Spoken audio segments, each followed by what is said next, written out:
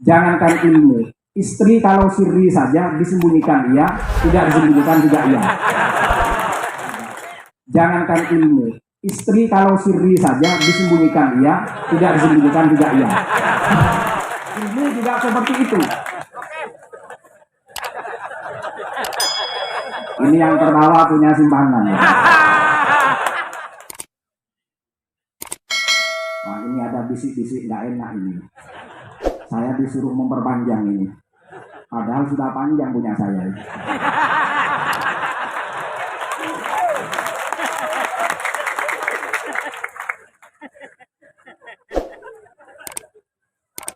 Promosi.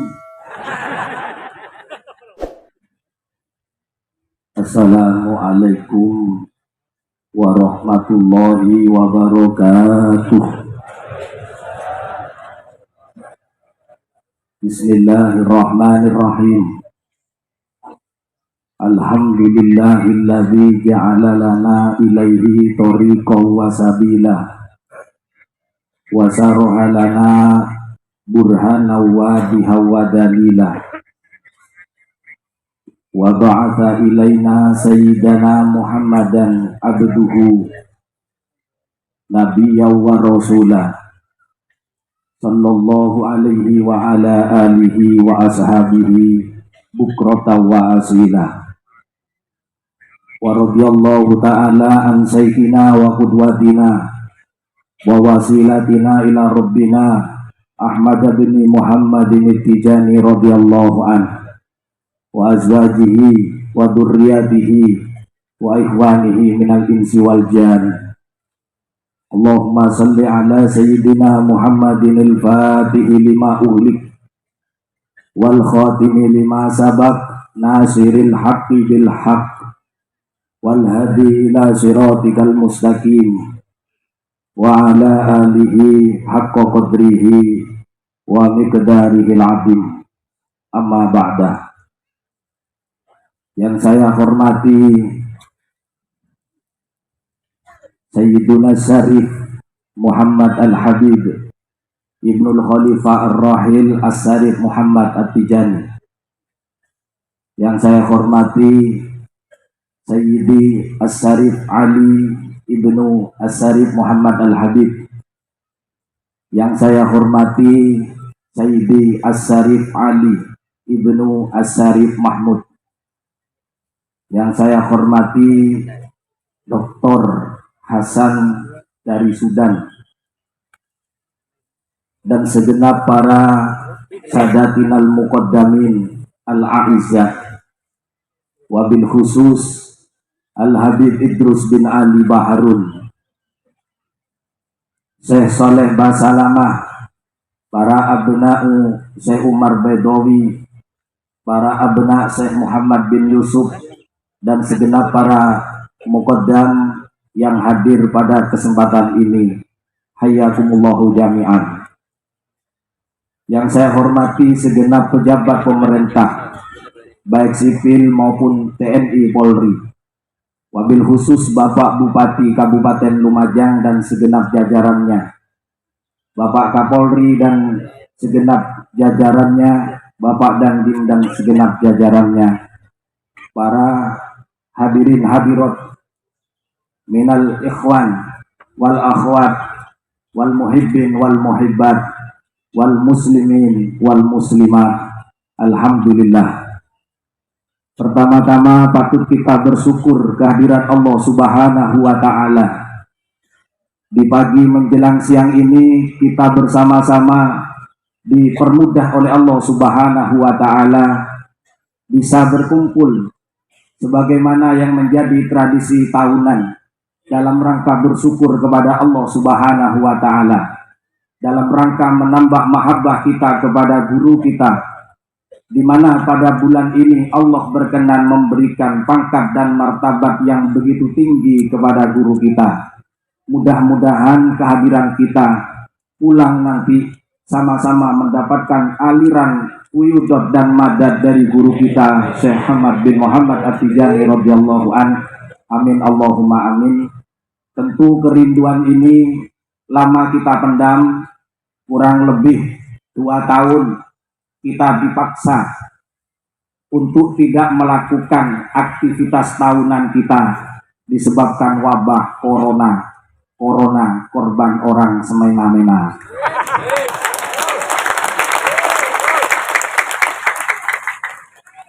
Alhamdulillah sangat bersemangat, bahkan ada ikhwan bahkan sejak seminggu kemarin itu sudah mau berangkat. Jadi dikira pelaksanaan Idul Fitri seminggu sebelumnya, saking semangatnya, saking cintanya dan rindunya kepada guru kita. Dan untuk menambah kecintaan kita, insya Allah kita tidak akan bosan-bosan untuk mendengar sekelumit tentang biografi guru kita Syekh Ahmad bin Muhammad At-Tijani radhiyallahu anhu. Para hadirin rahimakumullah, Syekh Muhammad Fathan An-Nadifi di dalam karyanya Al-Kharidah, Ad-Durratul Kharidah, mencarahi Al-Yaqutatul Faridah. Beliau mengatakan bahwa ilmu yang dimiliki oleh Rasulullah Sallallahu Alaihi Wasallam ada 3 macam.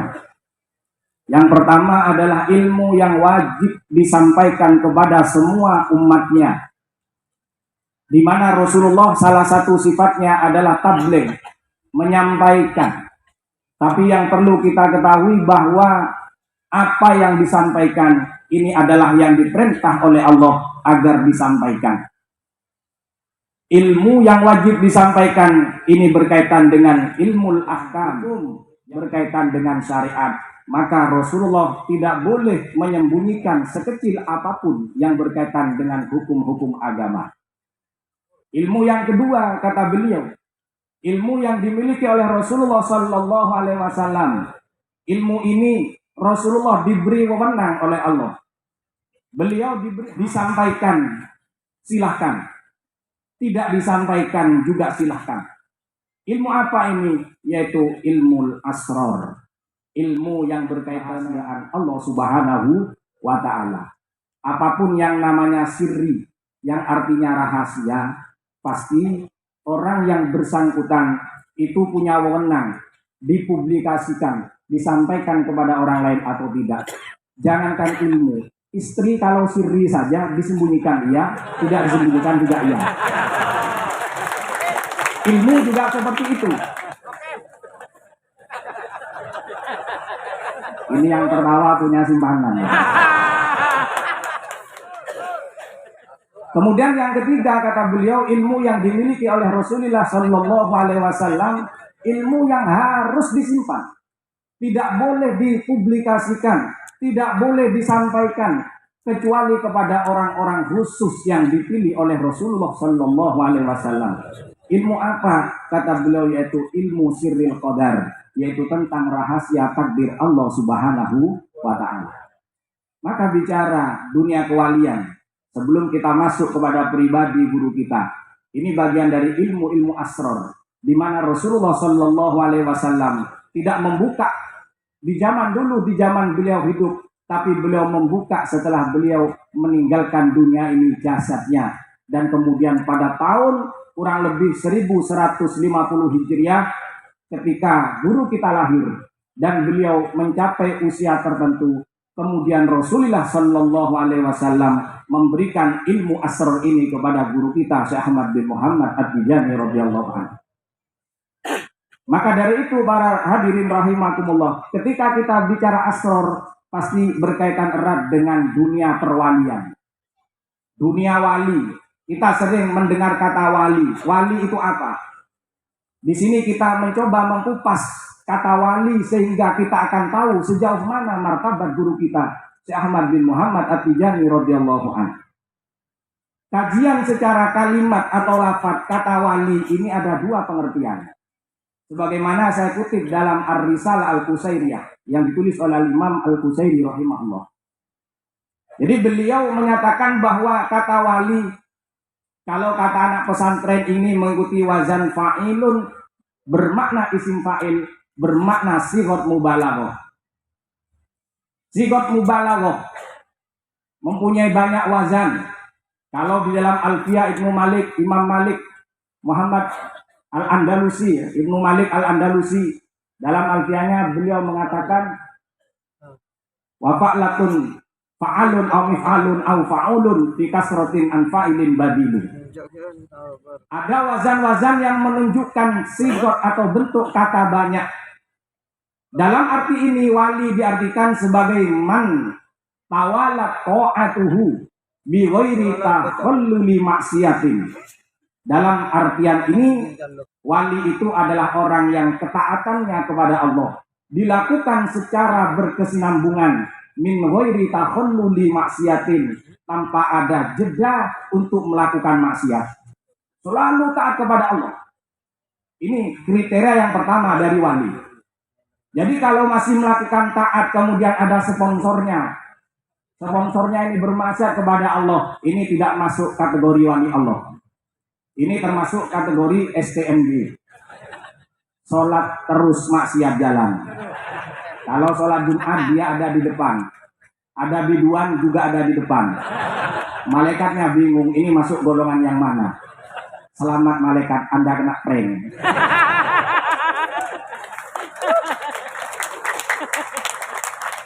Kemudian pengertian yang kedua, kata wali ikut wazan fa'ilun bimakna maf'ulun, mengikuti maknanya isim maf'ul. Dalam tahapan ini maka arti dari kata wali adalah huwallazi tawallallahu hifdahu wa hirasatahu bil idamati wat tawali. Yaitu seseorang yang urusannya dilindungi oleh Allah. Dia mendapatkan perlindungan dari Allah, akan dilindungi agar dirinya jauh dari perbuatan-perbuatan maksiat, jauh dari perbuatan-perbuatan yang melanggar ajaran Allah Subhanahu wa taala, dilindungi dengan diberi kekuatan melakukan ibadah kepada Allah Subhanahu wa taala. Maka dalam tahap penjagaan ini para wali akan dijaga oleh Allah. Sebagaimana para anbiya wal mursalin dijaga oleh Allah. Kemudian pertanyaannya, bagaimana bentuk penjagaan Allah kepada para walinya? Kalau Nabi, sebagaimana Nabi kita, Nabi Muhammad SAW, dijaga oleh Allah. Di dalam Al-Quran dikatakan, wa ma yantiqu anil hawa in huwa illa wahyu yuha. Dijaga oleh Allah melalui wahyu yang diturunkan. Ada bimbingan dari Allah, baik itu secara langsung ataupun melalui malaikat Jibril alaihissalam. Sehingga setiap aktivitasnya yang dilakukan oleh Nabi kita menunggu rekomendasi dari Allah Subhanahu wa ta'ala. Ini Nabi. Kalau para wali, maka para wali setiap aktivitasnya untuk melakukan apapun menunggu perintah dari Rasulullah Shallallahu Alaihi Wasallam.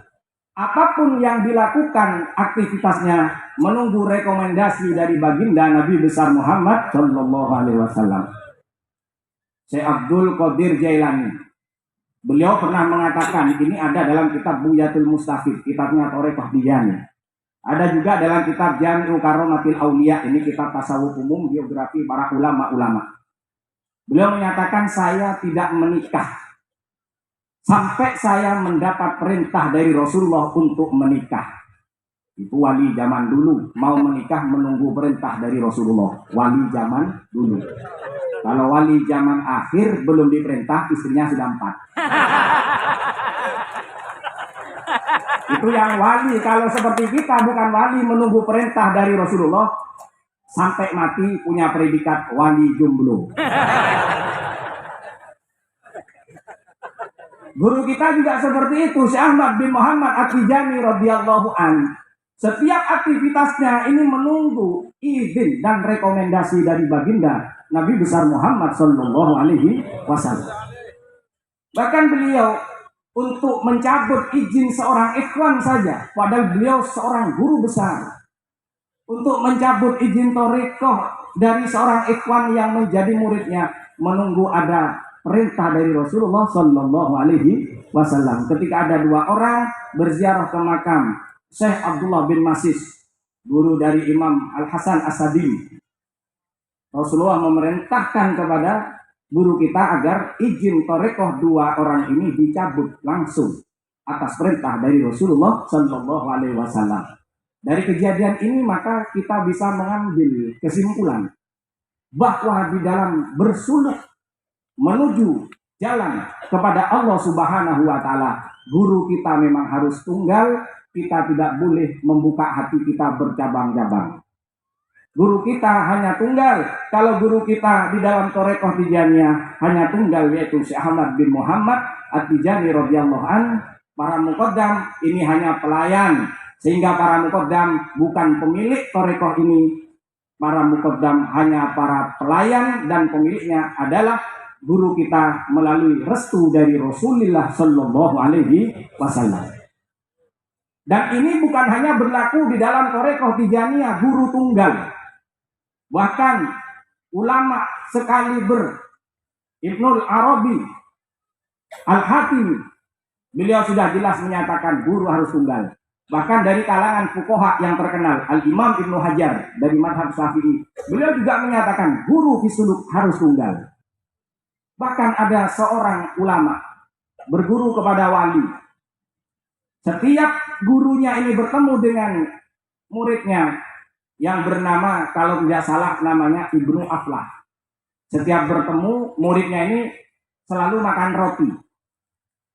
Kemudian ditanya oleh gurunya, dari mana kamu mendapatkan roti ini? Muridnya menjawab, ini saya tadi bertemu dengan Wali Khidir, saya diberi roti. Kira-kira kalau Ikhwan bertemu dengan Wali Khidir minta apa? Ini diberi roti hampir setiap hari, bahkan setelah bertemu dia makan roti. Kemudian gurunya memberikan solusi. Kalau dikatakan marah, ya marah. Kalau kamu mau berguru kepada Wali Khidir silahkan, tapi putus dengan saya, kata gurunya. Kalau kamu berguru dengan saya, maka jangan berhubungan lagi dengan Wali Khidir. Ini bukan sombong, tapi fisuluk seperti ini ajarannya. Kemudian muridnya lebih memilih gurunya. Kalau begitu saya memilih engkau wahai guru. Suatu ketika dia bertemu lagi dengan Wali Khidir, diberi roti sama Wali Khidir, menolak. Maaf, saya tidak mau. Kenapa tidak mau? Biasanya kamu mau. Maaf, Wali Khidir, saya sudah punya guru. Jawabannya seperti ini, saya sudah punya guru. Bukannya saya tidak mau, tapi saya sudah punya guru. Kemudian di luar dugaan, Wali Khidir bukan marah. Kalau wali itu kehilangan murid tidak marah. Yang marah itu wali yang nanggung itu. Santrinya pindah ke sini bertengkar sama dia ini. Banyak seperti ini kan? Nah, itu wali nanggung itu. Di luar dugaan Wali Khidir bukannya marah, tapi beliau mendukung. Al-an anta tuflih, kata beliau. Sekarang kamu sukses, kata beliau. Kalau kemarin-kemarin kamu masih tergoda dengan aku, kata beliau. Allahumma Muhammad. Ada juga guru kita. Kita memiliki kitab induk di dalam Thariqah Tijaniyah, namanya kitab Jawahirul Ma'ani, yang ditulis oleh santri beliau, mengumpulkan kalam-kalam dari Sayyidi Syekh At-Tijani radhiyallahu an, yang ditulis oleh Syekh Ali Harazim Barrodah radhiyallahu an. Awal mula kitab ini ditulis dan dikumpulkan, guru kita memerintahkan agar disobek. Sudah, tidak usah ditulis, tidak usah dikumpulkan, sobek saja. Namanya murid susah payah menulis, tapi yang merintah adalah guru. Dia sami'na wa atokna. Kita kepada guru harus seperti itu, sami'na wa atokna. Jangan sampai menjadi murid mengatakan sami'na wa asoyna. Ini bahaya. Tapi sami'na wa atokna. Hingga kemudian setelah berselang lama, Syekh Ahmad berubah pikiran lagi. Kumpulkan lagi yang kemarin sudah disobek catatan-catatan itu. Karena aku diperintah oleh Rasulullah Shallallahu Alaihi Wasallam. Bahkan untuk mengumpulkan kitab saja, menunggu rekomendasi dari baginda besar Nabi Muhammad Shallallahu Alaihi Wasallam. Ini para akabirul arifin, apapun aktivitasnya menunggu izin langsung dari Rasulullah Shallallahu Alaihi Wasallam. Ini kriteria wali. Bahkan guru kita sudah masuk tahapan ini. Beliau aktivitasnya selalu menunggu restu dari Rasulullah. Kesehariannya beliau ahli dzikir. Kalau kita membaca kitab Jawahirul Ma'ani, coba kita baca bagaimana aurat-aurat wiritan-wiritan yang biasa dibaca setiap harinya. Kemarin saja itu hanya sebagian kecil, berapa persen, dari asar sampai maghrib baru selesai. Kalau kita baca semua setiap hari wirid dari guru kita tidak bisa cari uang, Pak. Kita tidak bisa kerja, bahkan kumpul dengan istri saja tidak ada waktunya. Bisa-bisa istrinya cemburu, silahkan makan tasbihnya. Cemburu dengan bacaan dzikir. Nah ini para hadirin rahimakumullah. Ini tentang guru kita. Dari sini kita sudah paham bahwa guru kita benar-benar seorang wali Allah Subhanahu wa Ta'ala. Orang yang bermartabat ini ada tanda-tandanya. Kejadian besar itu pasti diawali dengan tanda. Kiamat ini kejadian besar, pasti ada tandanya. Entah itu tanda yang kecil ataupun tanda yang besar.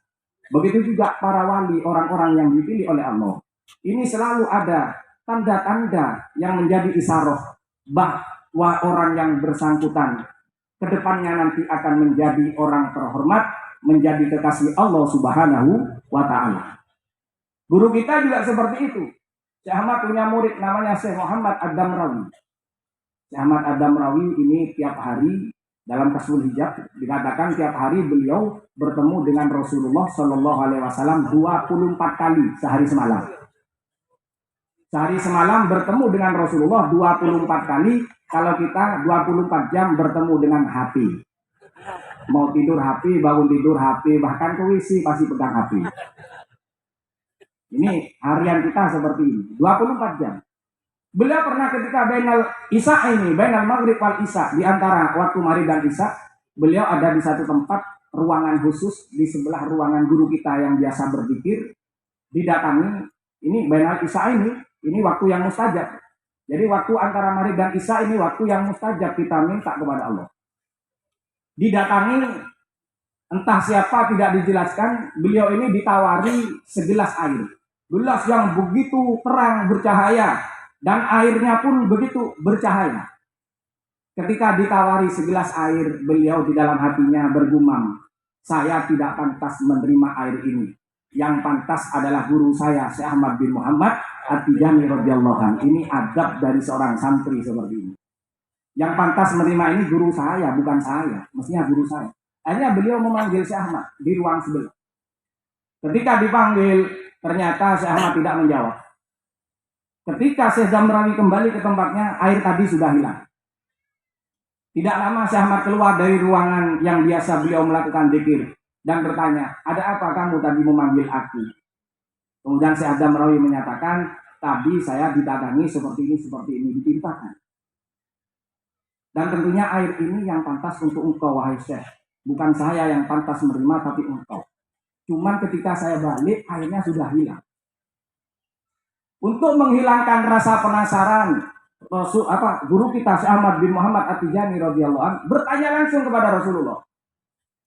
Wahai Rasulullah, apakah air yang hilang itu nantinya akan kembali lagi agar bisa aku minum? Kata guru kita. Kata Rasulullah, isbir, sabarlah kamu hatta ya'tiyaka wa tasrobah. Tunggu, sabar sampai air itu nanti datang kembali dan engkau nanti akan meminumnya, kata Rasulullah. Kenapa kok air? Karena air ini dalam Al-Quran dikatakan waja'alna minal ma'i kulla sa'in hayy. Dari air ini kemudian menjadi sumber kehidupan. Isyarat guru kita menjadi sumber kehidupan untuk menuju Allah Subhanahu wa Ta'ala. Ini yang pertama. Kemudian yang kedua, saya tidak lama-lama, ini cuma sponsor Manakib ini ya. Masih ada beliau. Tentang martabat guru kita. Yang mengakui martabat beliau itu bukan hanya kalangan manusia. Yang mengakui martabat beliau bukan hanya dari kalangan bangsa jin. Tapi yang juga mengakui martabat beliau adalah para malaikat. Syekh Ad-Damrawi tadi ini murid khusus, luar biasa. Beliau bercerita, saya pernah didatangi malaikat. Dan malaikat ini min a'dhamil malaikat. Malaikat ini termasuk malaikat yang paling agung, kata beliau, cuman tidak disebutkan malaikatnya. Kalau kalian semua ingin bertemu dengan malaikat, saya doakan mudah-mudahan segera bertemu. Kok tertawa? Kok ada yang amin? Wali atau tidak pasti bertemu dengan malaikat. Iya, malaikat maut, malaikat Israel. Ini malaikat yang paling agung, kata beliau. Bahkan malaikat ini berkata, wahai Syekh Ad-Damrawi, saya ini malaikat yang diberi martabat agung oleh Allah. Ketika ada malaikat mendengar nama saya, bergetar badannya, gemetar ketakutan karena haibahnya yang begitu luar biasa. Cuman mendengar namanya disebut, malaikat yang lain bergetar, gemetar. Itu kata malaikat ini, pengakuannya seperti itu, menyatakan kepada santri guru kita. Kalau ada malaikat mendengar nama saya, dia akan bergetar, gemetar badannya, ketakutan. Karena haibahnya, hubungannya yang begitu dekat kepada Allah Subhanahu wa Ta'ala. Kemudian beliau menyatakan, walaupun saya martabatnya seperti itu, guru kamu Ahmad Tijani radhiyallahu an, fadluhu indallahi a'damu minni. Kata malaikat ini, guru kamu itu loh, si Ahmad Tijani, martabatnya di sisi Allah kalah saya, lebih tinggi beliau dari saya. Padahal ini kalau malaikat mendengar namanya saja gemetar, beliau masih mengakui bahwa dirinya kalah pangkat dengan guru kita Ahmad bin Muhammad At-Tijani radhiyallahu anhu. Dan yang mengakui ini malaikat, bukan manusia. Kalau manusia bisa pakai trik, bisa tawar menang, bagi hasil. Nah ini Muhammad. Ini gambaran martabat guru kita. Sehingga isyarat yang terakhir, ini terakhir sudah. Beliau lahir pada tahun 1150 Hijriah. Angka 1150 Hijriah ini bukan angka biasa. Tapi maaf, nanti ulang jangan dibuat membeli togel. Jadi beliau lahir pada tahun 1150 Hijriah. Ini angka bukan abal-abal. Jadi kalau mau beli mobil, beli motor, pesan angka 1150. Ini angka tahun kelahiran guru kita. Ternyata ketika diteliti oleh salah satu dari santri guru kita Syekh Ahmad bin Muhammad At-Tijani radhiyallahu an, kemudian disimpulkan, ternyata angka 1150 Hijriah ini merupakan angka yang mengandung rahasia. Apa? Ketika ditakwil, ketika angka ini dikonversi menjadi huruf-huruf hijaiyah. Kalau yang ahli perdukunan pasti tahu yang namanya abajadun hawazun ila akhirih. Ya, paham ya? Ini banyak yang jadi dukun kayaknya. Aliran Samsudin Jadab.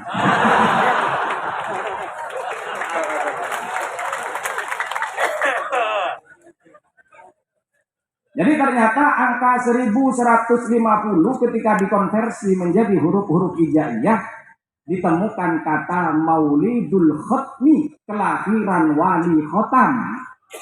Muhammad. Jadi angka 1150 ditemukan menjadi angka apa? Menjadi kalimat Maulidul Khatmi, kelahiran wali khotam. Ini menandai bahwa guru kita benar-benar wali khotam.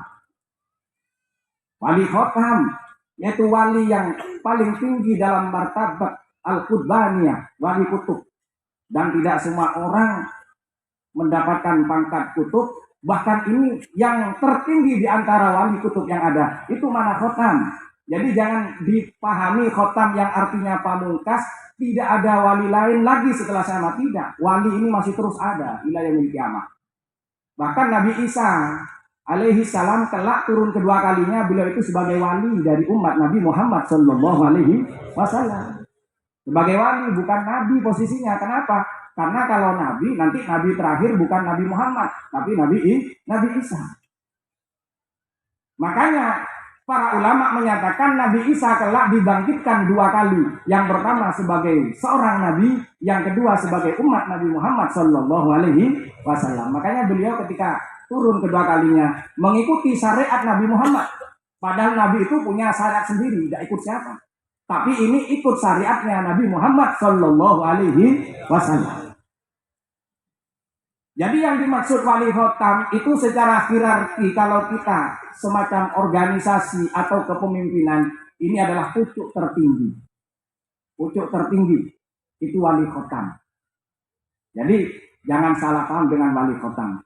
Di samping wali khotam, beliau juga mempunyai martabat al-qutbul maktum, wali kutub yang pangkatnya disembunyikan, pangkatnya disimpan, pangkatnya dirahasiakan oleh Allah Subhanahu wa Ta'ala. Artinya apa? Hakikat martabat ini sejatinya tidak ada yang tahu. Sejauh mana ketinggian pangkatnya, yang tahu hanya Allah Subhanahu wa Ta'ala dan Rasulnya, baginda Nabi besar Muhammad sallallahu alaihi wasallam. Nabi Muhammad yang tahu dan Kanjeng Nabi sendiri kemudian yang menginformasikan kepada guru kita. Kalau yang menginformasikan Rasulullah, beritanya jelas bukan berita hoax, tidak seperti media sosial. Ini yang memberi berita, yang memberi kabar adalah baginda Nabi besar Muhammad Shallallahu Alaihi Wasallam. Ini gambaran bagaimana pangkat dan martabat guru kita. Mudah-mudahan bisa menambah rasa mahabbah kita, menambah rasa cinta kita, dan mudah-mudahan kita semua kelak di hari kiamat akan ditakdir oleh Allah dikumpulkan dengan guru-guru kita, yaitu Syekh Ahmad bin Muhammad At-Tijani radhiyallahu an. Kami akhiri dengan bacaan doa, Allahumma surna bi zumrati Abil Baiti Tijani wa middana bimadadi khatmil awliya'il kitmani. Mudah-mudahan sekelumit yang saya sampaikan bermanfaat. Amin Allahumma amin. Ihdinas siratal mustaqim. Astaghfirullah min qaulin bila amalin. Laqad nasabtu bihi naslan bi hukumi. Assalamualaikum warahmatullahi wabarakatuh.